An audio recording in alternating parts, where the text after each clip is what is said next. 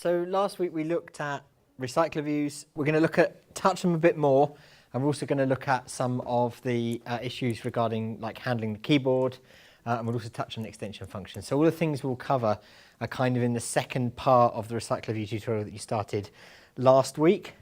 Some of them are directly related to recycler views, others are kind of entirely different. So we'll look at keyboard, hiding the keyboard, hooking into keyboard events. We'll also look at something called extension functions, and then we'll look at like swiping or dragging elements within the recycler view, so rearranging things in the recycler view or swiping them. And we'll just look at briefly touch on a problem that can arise with recycler views when they actually recycle views. First thing to talk about the keyboard is, if you've ever done any iOS development, actually with Android we do get a bit of functionality out of the box that we don't get with iOS, which is kind of when we hit the done key on the keyboard, it actually dismisses it, okay, by default. That's quite useful, or can be useful. But sometimes we might actually want to hide the keyboard ourselves, and that is a bit more problematic. The code example of how you might do that is on the screen, and we'll try that out in a minute. So let's jump straight into a project. So I've got a very, very trivial project here. I'll just show you what it does. Just to sort of explore the keyboard handling side of things. That's the previous one, so let's wait for that to catch up. Okay. So all you do here, if you type something and we hit the button, it takes it from the edit text and puts it in a text view. Okay. Now, if we've got the keyboard open and we hit enter, the keyboard dismisses. So that's great. Okay. What doesn't happen though, if I've typed something like hello world, is when I hit the button, it doesn't dismiss the keyboard. Okay. So first problem is the idea of manual dismissing of the keyboard. Okay. So the way we can do that is that horrible code that I just showed you on screen. So let's write it in here. We'll create a function to do it. We'll call it hide keyboard. If we go back to the code a second, you'll notice that the method we call on this input method manager, which we'll talk about in a minute, requires a view. So we'll have to pass a view into the method. There are probably other ways of finding the view, but this is a simple way of doing it. So we have to get something called an input method manager in order to be able to hide the soft keyboard. So we can create an input method manager.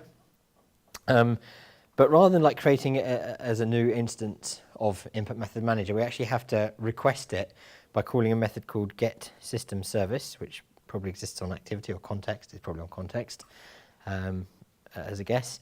And then we have to pass in exactly which system service we want. So we can say like context dot and then input method service. Okay. Now this getSystemService method actually returns an any. So basically anything. So we're not going to get much luck. You can see in the Java declaration is that it returns an object. Obviously in Kotlin it returns an any. So we're not going to have much luck trying to call the hide soft input from window method unless we do something with it. Well, we happen to know, if we'd read the documentation, that getSystemService passing in context.input method service actually gives us an input method manager. So we can cast it by using as and say input method manager. Okay. Once we've done that, we'll get those methods. So now I can use my input method manager to call the hide soft input from window method. And we need to pass in a window token, which we can get from a view, and then some flags. Okay. Now, there's only one flag we can use from looking at documentation, and let's see if we can jump into that so we can have a read.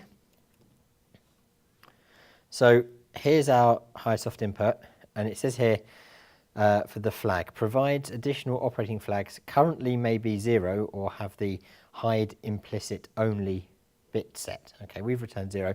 So we're just being aware of what this hide implicit thing does, and it says that it is to indicate that the soft input window should only be hidden if it was not explicitly shown by the user. Now, we wondered in the first lecture if that meant that the user had turned the keyboard on through some other method, so we tried it out, And actually, if you use it, the keyboard doesn't dismiss in the example of the project we've got. And we think, and it's not terribly clear from the wording, that the user tapping on the edit text counts as the user having explicitly tried to show it. Okay, so if you set hide implicit only, at least in the example project that we're doing today, you'll find that it doesn't work. So we'll leave it at 0 for now, but you could try that and play around with it if you're interested.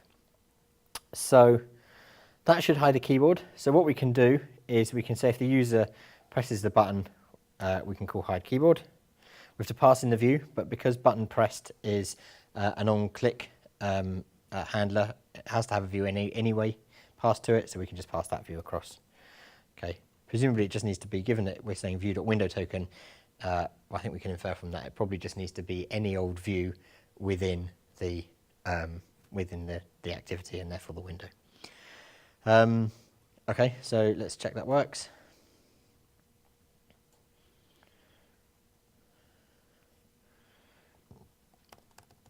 So if we hit press me, the keyboard should be dismissed.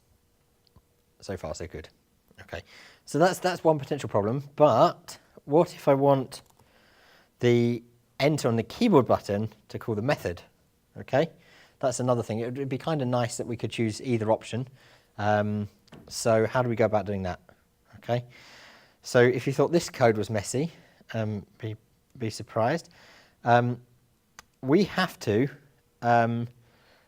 create a class that implements something called a text view on editor action listener, attach it to the edit text, and then check if any particular action or key event is the user tapping that button, or for example hitting enter on an attached keyboard like a Bluetooth keyboard, and then calling some method. There's no method called on here, there's no check on here. And then we also return either true or false depending on whether we are actually implementing that. So we can write the code like that. We could create that in a class and then attach it to an edit text view. But we can do it a slightly simpler way. So if we start looking at our edit text view, which is just called edit text, it has a method called set on editor action listener. Okay, and we could create a listener, create an instance of it, and then do it. Like we would, we do this and we say it's an object that implements the on editor action listener, and we could do that, and then we could put in our curly braces, and then we'd get an error that we're not implementing the members, so then we can implement the members. It's only got one member. We can click OK, and then we could write the functionality there. That's not a million miles from what we got on the slide, except that I've done it as an anonymous object rather than an inner class. However, there is only one method within the onEditorActionListener interface, and therefore we can make use of the same optimization that we use for on-click listeners. Okay, so if we get rid of all that, I'm going to have to make sure my brackets match up. I think I've got an extra bracket there, and instead choose this option. It will basically hide the method that we would have to implement, so that it's hiding the on editor action, but we're still getting the parameters for it. We're getting the view, the action ID, and the event. Okay, and it's still expecting to return a Boolean. So we write the logic for that in here. Okay, so unfortunately we've still got a bit of work to do because we've got to check whether the user's hit done. Okay, now they might have hit done because they pressed enter, or they might have used the soft keyboard if it's still open. Let's open it up again and click this tick button. So they might hit enter on a keyboard, or they might click a tick button. So there's two ways of listening for that. We can look for an action ID, which is the action associated with that button. So we do something like if action ID is equal to, and then we use this editor info and get the action, which is IME, stands for input method editor action of done. Okay, these are just int values, they're constants, so and they can actually be changed. So the default is done, which has a value of 6, but we could, if we had to look at that, you can see there's like done with a value of 6, there's next, value of 5, send with a value of 4. And it's possible to configure which action it is in the activity itself. So if we jump into the activity and have a look at edit text, we will see, I don't think we'll see here, we might have to look at everything. We'll see a property of IME options, IME action ID, there we go. So you can specify, for example, a value. That's not terribly helpful using the autocomplete, but we could, for example, put a value of 6 in for done, or there's probably a way of using it going via like the resources to get it as a string. Or you could put it in, if we look at the text, we could say, the edit text, we could say something like IME, and then specify an action ID. Okay. Don't do what I did in this morning's class and put that in and then leave it blank and discover that my project won't build and not pay enough attention to the error that's generated and realise what I've done. So I'm going to take that back out before I break it. Okay, so it's worth being aware that can change, but the default is done. Okay, so if we do that, we could then execute some logic. Okay, it's going to complain at me for now because I'm not like returning a true or a false. So if and because of the way it's structured, we're actually just returning a value. So we just write true rather than return, which is a little confusing. But anyway, so we'll come back to that. We're actually, if we put false there because we're not handling it. So that's one option, but they could hit enter on the keyboard instead. So we might have to look instead at the key event. Okay, so we might say something like or event.keycode, and then we want to check whether that's the enter key. Okay, key event dot keycode, and then you can see there's a key code for like every possible key on the keyboard, like backslash, break, numbers, A, B, C, D, channel up. I mean, whose keyboard has a channel up button? There's all sorts, even controls for a D-pad. But we're looking for enter, which should be key code. Key code enter. Okay. Now, believe it or not, although there are all these different key codes, having like played around with this, the only things I ever got back from key code were enter or like null. So it doesn't let you really work with lots of other keys for some reason. But if we do that check, we know that they've hit that button. We could then, for example, call our update text view method. And then we would, in this case, we'd return true because we are handling that particular event within the action listener. Okay, that's what the return value is for. For neatness, I'm just going to say else, only because what it then does is it puts this little thing that tells you what's going on in here. Yesterday when I tried this, I was able to like make it clear that it returned a Boolean by writing Boolean there. But now it's erroring. I wonder whether I can get around that by typing return, whether that solves the problem or not. I don't think it will, no. Oh well. But for some reason it's not allowing me to write that today. I have no idea why, because it seemed to work yesterday. But either way, we can do it the longhand way if we want to. We can write an inner class and implement the on editor action method and do it the old-fashioned way if we want to. Okay, and say we return true if we're handling it. So let's test it out. I'll also check why I've got a random bracket going on there, which we left over from before. Try that out.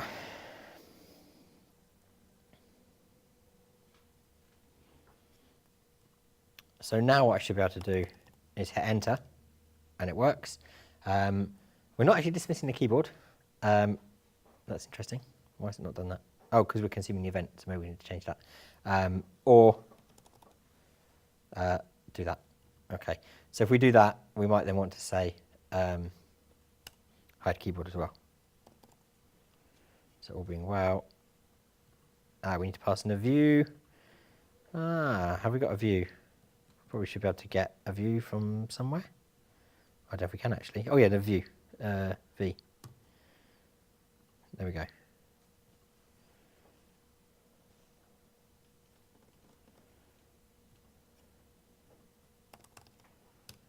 There we go. So hitting enter got rid of the keyboard, and clicking the tick gets rid of the keyboard as well.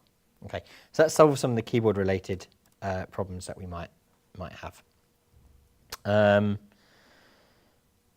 So we've just done this. We put a text view on editor action listener in. As I said, it defaults to action done, but we can set it in the XML. And the event is either null or is the enter key. If you wanted to handle like individual key character entry, you can actually create something called a text watcher.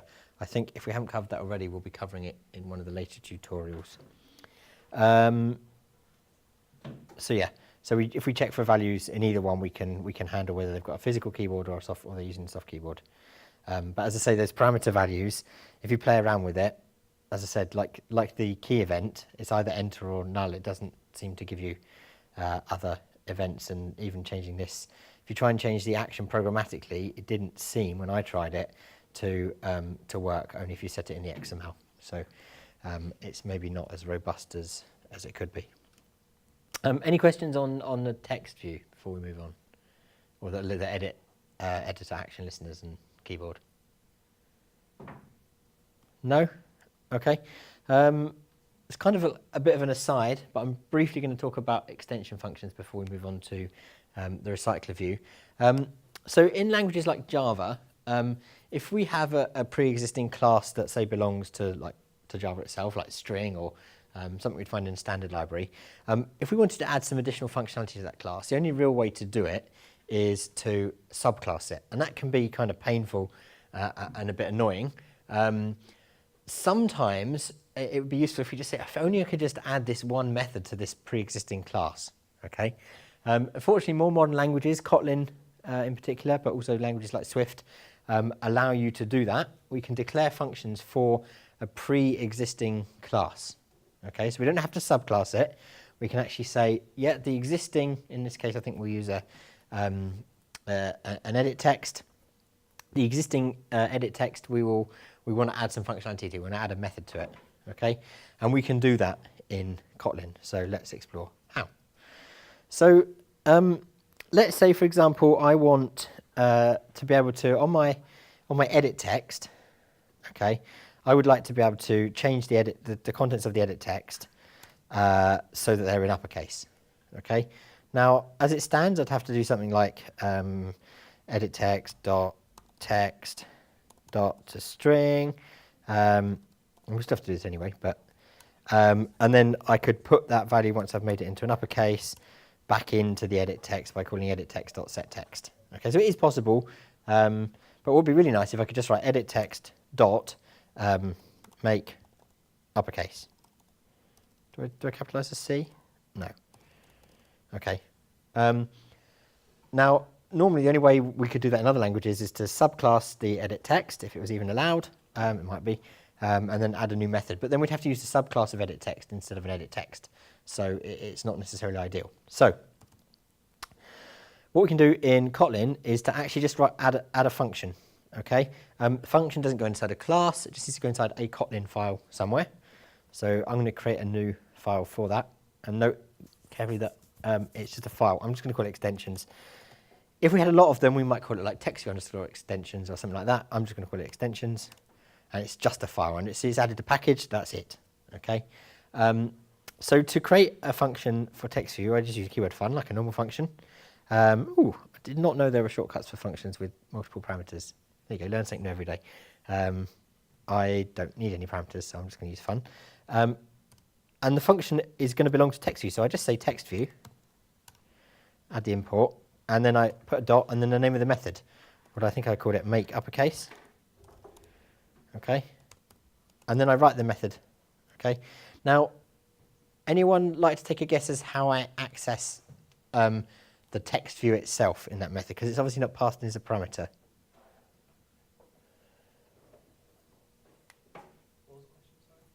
To repeat the question, how might I access the text view itself from within inside this method, given it's not passed in as a parameter and doesn't need to be? Anyone like to take a guess?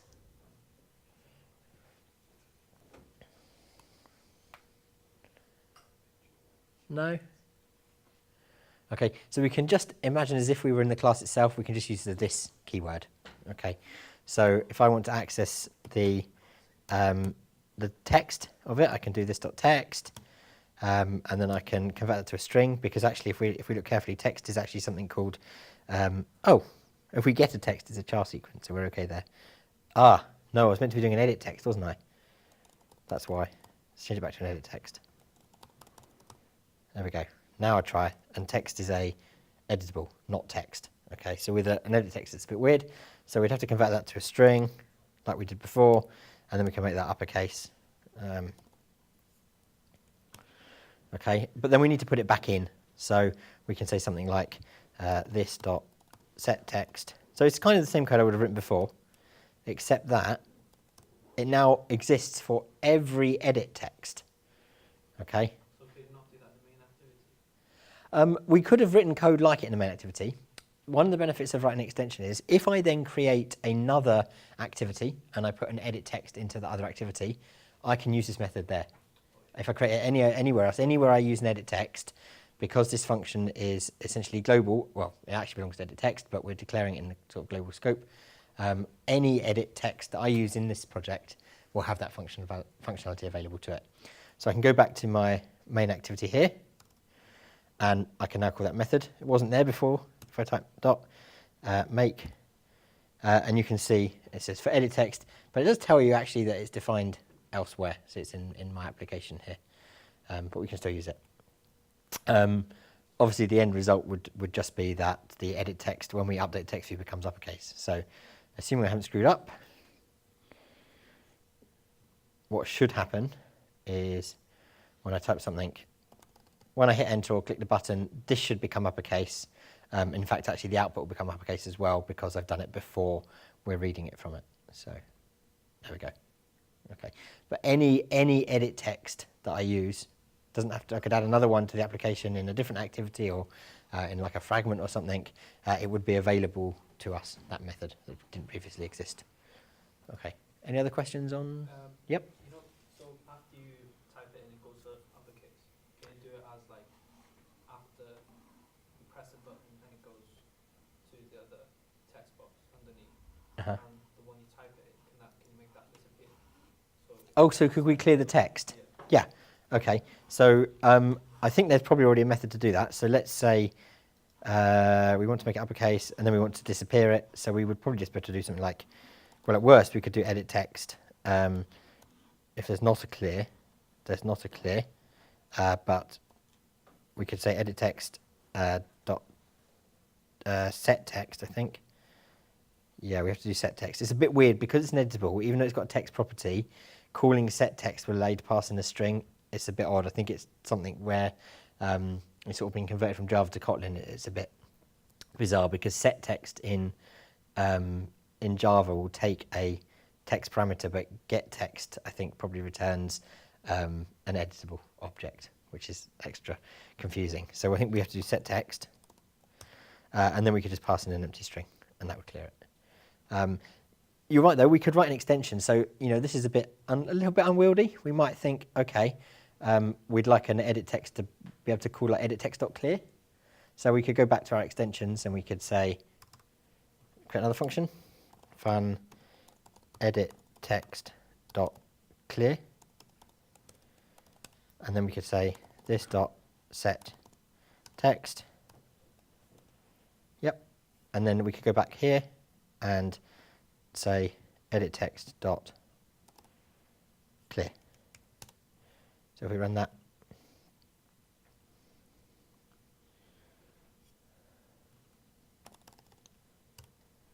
ooh, that was interesting. Okay. So I think I'll do it again, and this time I'm going to click the click this button here, and it's going to. Oh, brilliant! It's crashed. Let's have a look at why that is. Event must not be null.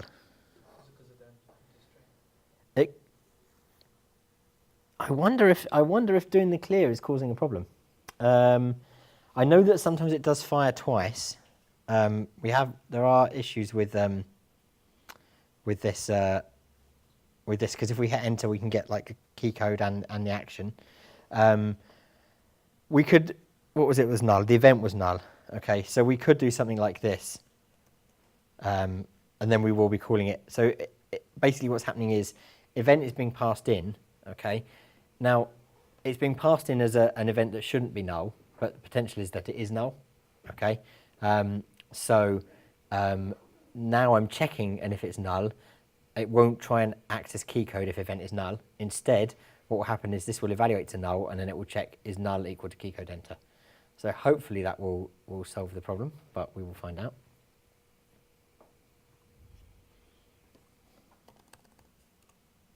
Okay, so it doesn't crash, but it does disappear, okay? And I think that's because this is firing twice, and there is a bug. So I'm gonna put a breakpoint in here. I'm gonna run it again, and we can actually see if it does actually fire twice and what's happening at each point. So, hello, I press enter. Okay, so it's fired.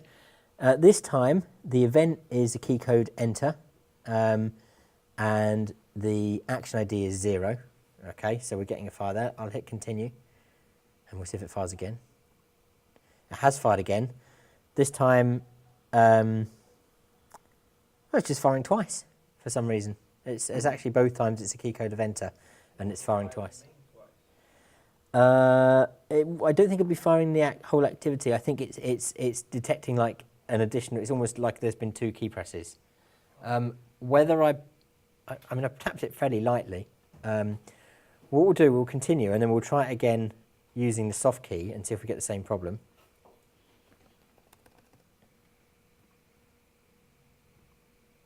Okay, so we're okay with the soft key, but when we're using the keyboard, it's not working. So we would have to write some check to make sure that, for example, we only update it. So let's say something like we'd check the string. So we'd have to say if edit text dot to string dot length is greater than 0, then we would do all of that. Hopefully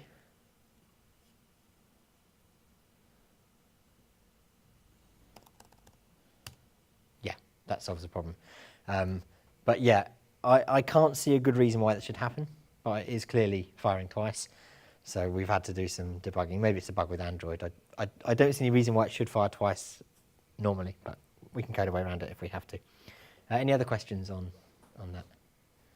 No? Okay. So the next thing I'm going to show you is how we might handle like dragging and swiping of items in RecyclerView. So I'm going to go back to the scorekeeper app that we built in the class last week and look at how we can go about handling dragging, which is not a particularly easy feat. Basically, we have to create an instance of the item touch helper callback abstract class, and we have to implement some methods. I think there's 3 abstract methods for configuring flags, which is whether or not we detect whether the swiping or dragging, or whether we're wanting to detect for swiping or dragging, look for it. And then what happens if there has been a drag and something is moved, and also what happens if a user does a swipe. Once we've done that, we create an instance of that class, and we create an instance of an item touch helper class, and we pass the callback, an instance of callback, as the sole parameter to the constructor of the item touch helper, and then we use that helper. We call its attached RecyclerView method and pass in the RecyclerView. I'll do a demo. It sounds complicated. It is a bit. Okay, so let's close our keyboard demo, and here's the project from last week. So I'll just run that and check it's still working as it did last week.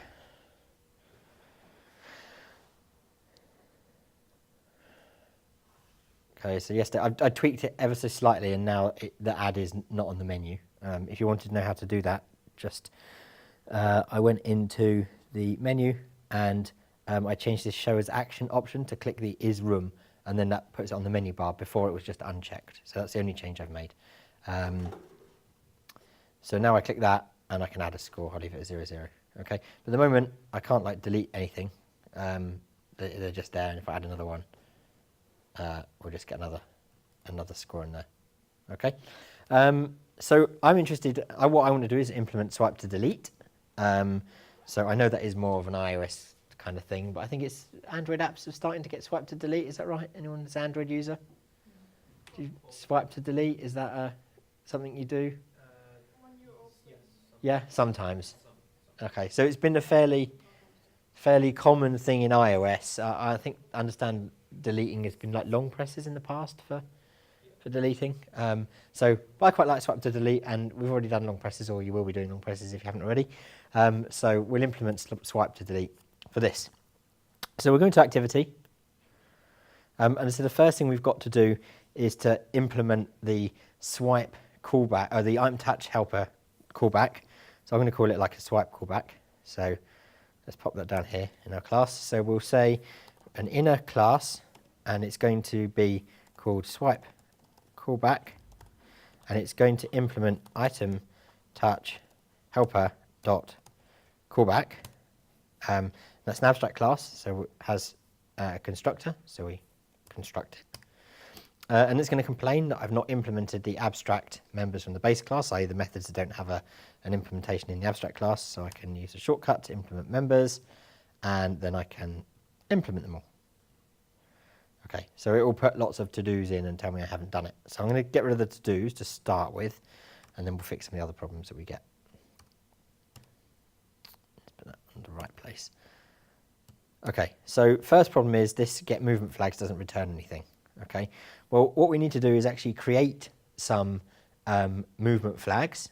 Okay, we can create movement flags with directions. So we do something like val delete flag equals, and then we'll ask the item touch helper for various flags, and you'll see there's like down, end, left, right, and start.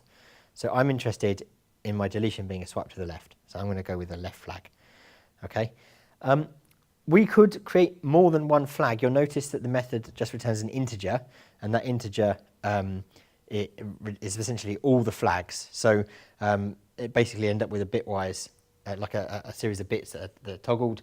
So left will be a multiple of, well, it'll be 0, 1, 2, 4, 8, 16, so on and so forth. So you're basically returning a bit field. So if we wanted to do like right, we could also say or item touch helper dot right. And if we whether it will let us go and look at the values. Oh, you just saw it there. So left is 4. So if we do left or right, I think we'll get a value of like 12. So there we go. Right, so I only want left. So that's my flag rather than flags. And then we have to call a method called make movement flags, which actually belongs to the imTouchHelper.callback class. So we do make movement flags, and we pass in flags for dragging and flags for swiping. Okay, well, I don't want any dragging flags. You'll be doing the task for dragging flags, but I do want my delete flag to be a swipe flag. So we've got, if we do a swipe to the left, it will be looking for a swipe to the left. Okay, and I have to return that. Okay, so there we go. We've got our flags. The other thing that is a bit of a pain is that we don't get the proper parameter names. We just get like P1, P0, and P1, which is kind of unhelpful. So let's make them what they are. So that's a recycler view. This one is a view holder. Okay. On move, we have a recycler view. I'm going to type it in, otherwise it will add extra things. Recycler view. We have a view holder. And there's two view holders. So one is, if I get this right, the let's have a look at the slides. Tell me if I've got it on the slides. Oh, I haven't got it on the slides. One is the one it started at, and then the other is its target. And if I look, I'll go to the callback instead. Is it going to tell us? Where is it? Make flag, make movement flags. Where my abstract?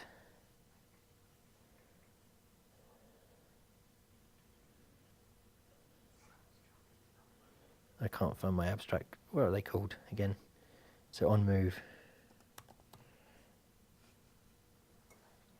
Oh, it doesn't say. In the tutorial, it does say which one's which. So So one is like the origin and one is like the target. Okay. We'd probably have to look it up on the Android documentation. So we're not actually using it on this occasion. I don't want to put a guess in, so I'm going to call it another holder. And that returns a Boolean value as to whether or not we're actually making a move as a result of things happening. So I'm just going to return false for now. So we're not using any of the parameters anyway, so it doesn't matter at this stage. OnSwiped is what I'm interested in, however. Okay, what we have here is the view holder, and this integer is the direction of movement.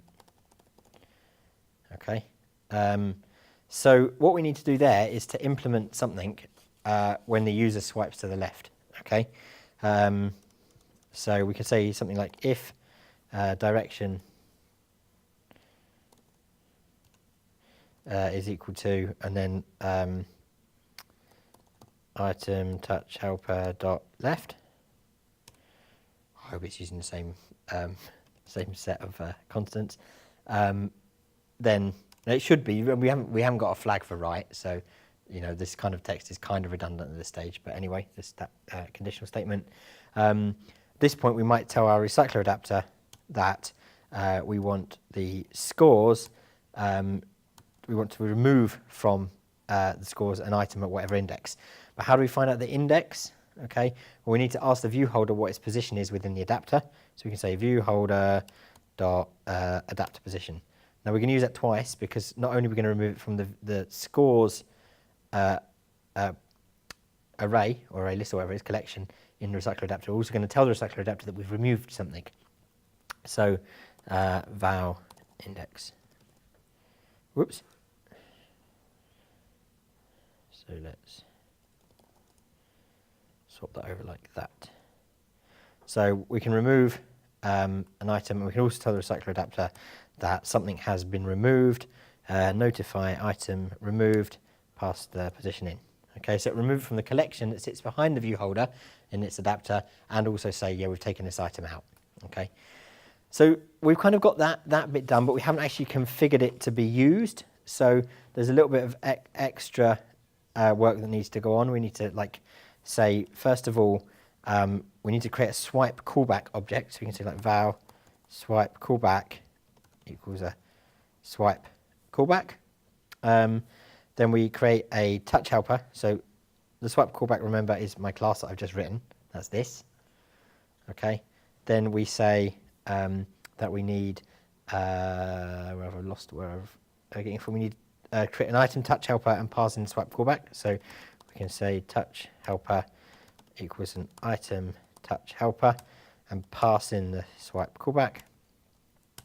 And then finally, we ask our touch helper to attach to a RecyclerView, and my RecyclerView is called RecyclerView. So now, I'll just comment that out first, just so we can see that nothing happens when we swipe.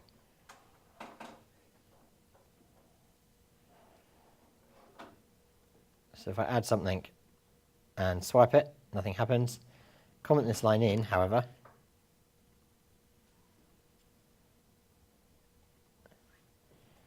I can now swipe. If I swipe a little bit, nothing happens. It goes back. If I swipe all the way, it's removed. Okay. And just to prove it, if we add like a few with different values,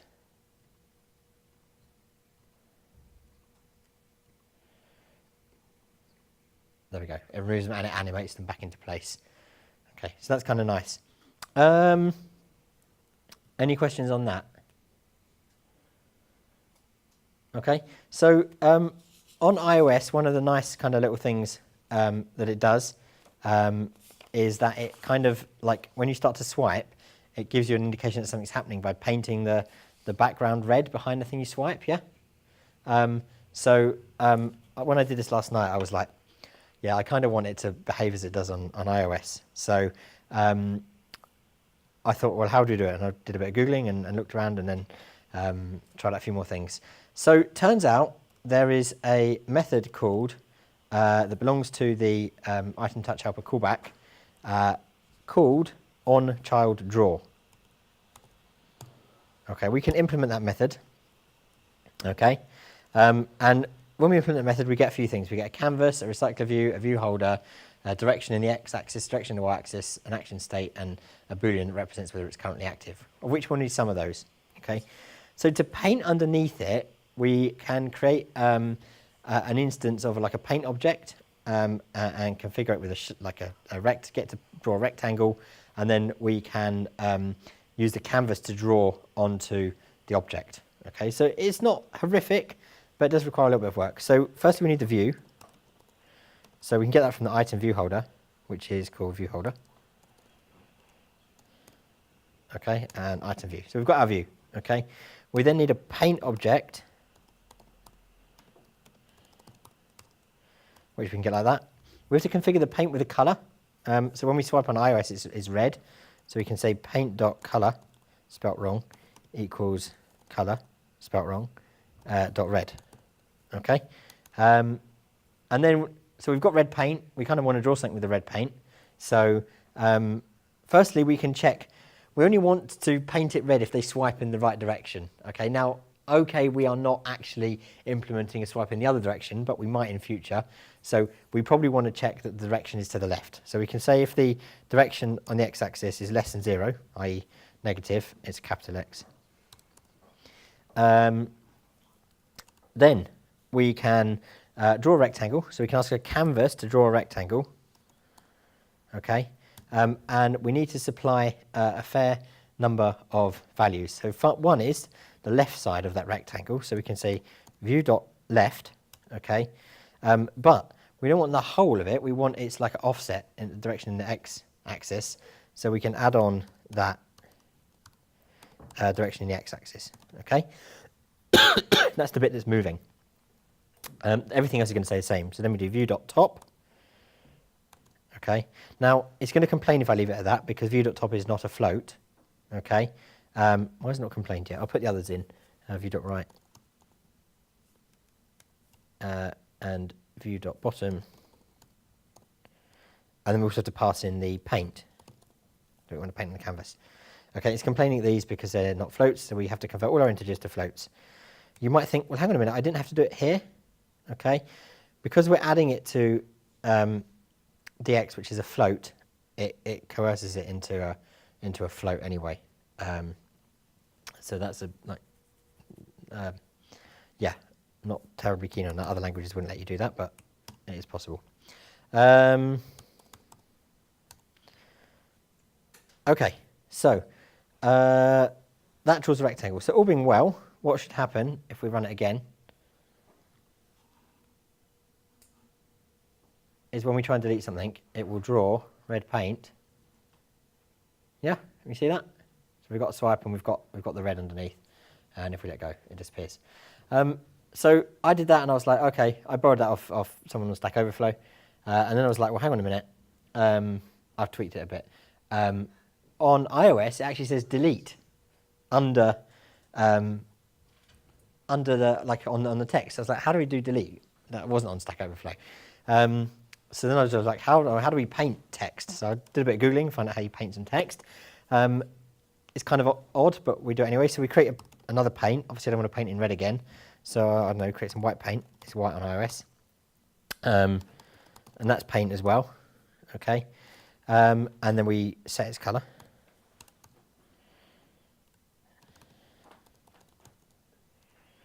Okay. And then, believe it or not, paint has a text align property, because, you know, that makes a lot of sense. After all, this is Android. So then we can do like paint dot align. No, that's not align. Dot right, because we want it aligned on the right side of the thing we're going to draw. Then it got interesting. I was like, well, how big is it going to be? So I was like, okay, let's set it to the same text size. So I've set the text size on the for the text elements inside the card view in our recycler that appear in our recycler view as 24 scaling pixels, 24 SP. So I was like, okay, well, we'll set the white paint, which has also got text size, because, you know, paint has a text size. So I set that to 24, and it has to be a float. So I did that. And then we need to paint it. So I did like canvas, and there's a draw text method. So we call the draw text method. We specify the text we want it to draw, i.e. the word delete, and then we say where we want to draw. So we come back to this view dot right to float, and then we also, so we only have to give it, because it's got a size, we have to give it like two places that we want, two places that we want it to be drawn, okay? Because it's a line to the right, we can give it a right and we can give it a bottom. So then we can say view dot bottom to float. Oh, that's not to float. That's not, oh, how much have I lost there? There we go. To float, there's a comma, that's why. Okay, so we're kind of halfway there, and then we paint it with the white paint. Okay, so we did that, and I tried it out. And what did we get? We got this. Can you see it? It's there. It is remarkably tiny. Okay, so does anyone like to take a guess? Start with the font size problem, okay? I've specified 25 SP for, 24, sorry, SP for text elements elsewhere, and I've specified 24 there. What is the problem?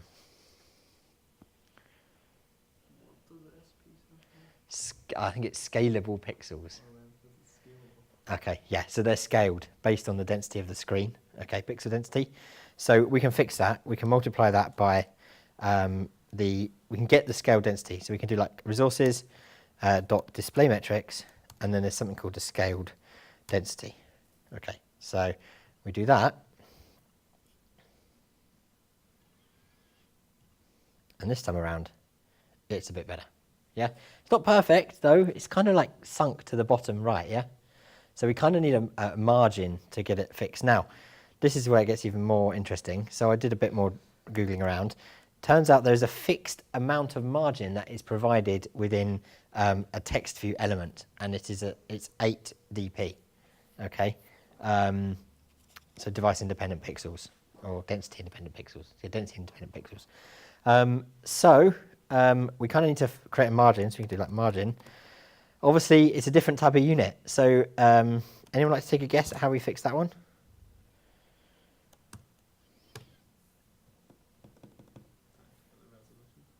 Sorry? Ask for the resolution. Yeah, so we can ask for the density again, but this time instead of scaling density, we just want density. So this is resources dot display metrics dot density. Okay. We've then got to offset everything by that margin. Okay. So we can offset our right thing to the left by taking away the margin, and we can offset things at the bottom by taking away the margin. So if we run that,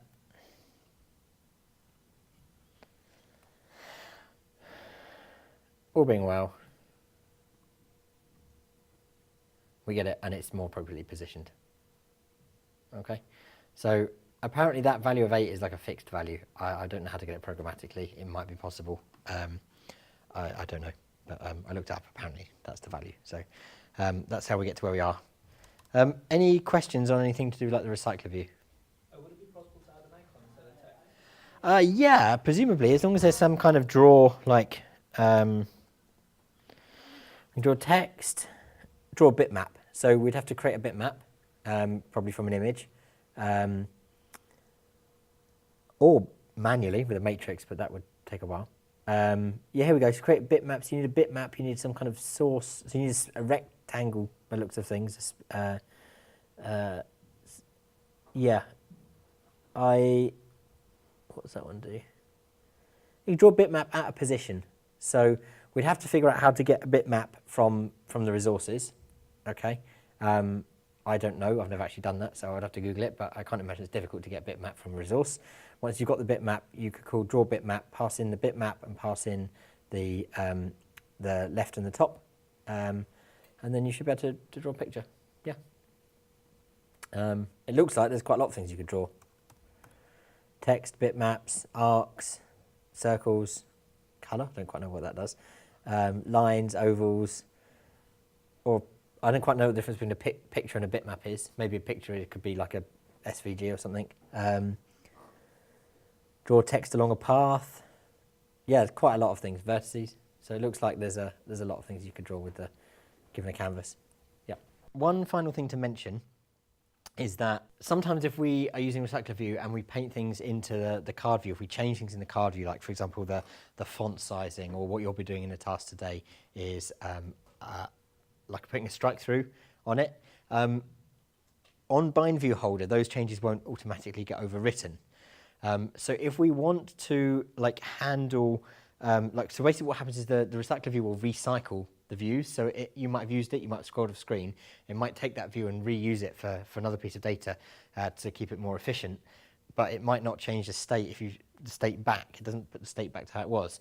So if you've changed the state, what you might want to do is implement a method called onViewRecycled, which is available within the RecyclerView to do that. So if we go back to our project and have a look in our recycler adapter, you'll see there's a method, if we just start inside the recycler adapter to write onViewRecycled, we would then say something like